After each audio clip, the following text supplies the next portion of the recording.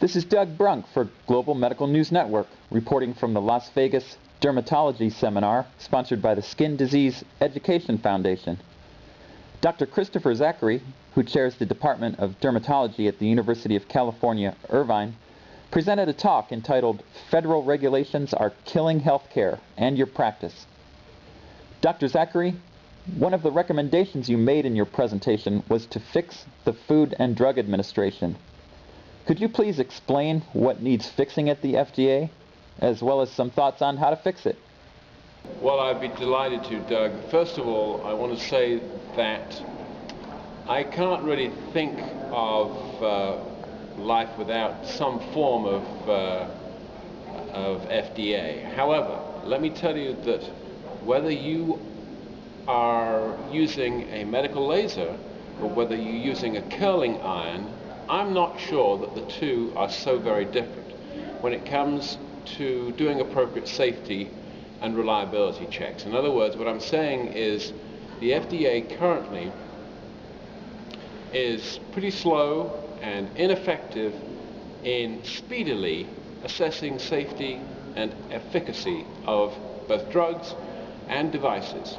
And I would tell you that I think it would be much more efficient and effective if we use the same sort of independent, underwritten laboratory type operation that you would have your toaster or indeed your curling iron assessed and authorized by. Okay. Are there any other take-home messages from your talk that you'd like to share with our viewers? The cost of healthcare regulation is about $360 billion a year. Now, I'm okay with regulation. For heaven's sake, we're all aware with the deregulation of the banks that we got into a terrible mess. So I'm not saying we should have no regulations. What I am saying is that these should be limited to a reasonable few which can be demonstrated to have a benefit. I will tell you, Doug, that 50% of all healthcare regulations have no benefit whatsoever. So you could save yourself instantly $160 billion annually. Think of amortizing that over 10 years. You'd pay for a new healthcare system.